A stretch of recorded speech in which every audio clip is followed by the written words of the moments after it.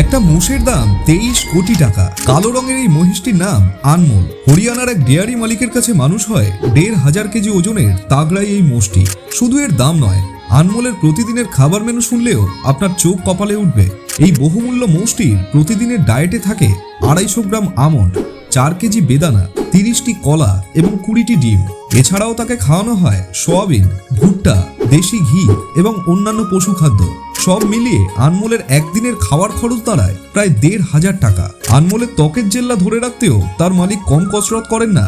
প্রতিদিন তাকে বাদাম তেল আর সরষের তেল দিয়ে দলাই মলাই করে স্নান করানো হয়। এসব করে প্রতি মাসে আনমোলের পিছনে তার মালিকের খরচ হয় 60 থেকে 65,000 টাকা। কিন্তু এই অত্যাধিক যত্নের কারণটা কি?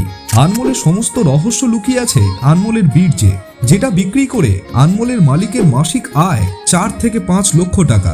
আনমোলের এই উৎকৃষ্ট বীর্য প্রতি ইউনিট 250 টাকা মূল্যে বিক্রি হয়। হৃষ্টপুষ্ট মহিষ উৎপাদনের জন্য আনমোলের এই বীর্যের চাহিদা বর্তমানে আকাশ ছোঁয়া। তাহলে এবার বুঝলেন তো কেন একটা মহিষের দাম 23 কোটি টাকা।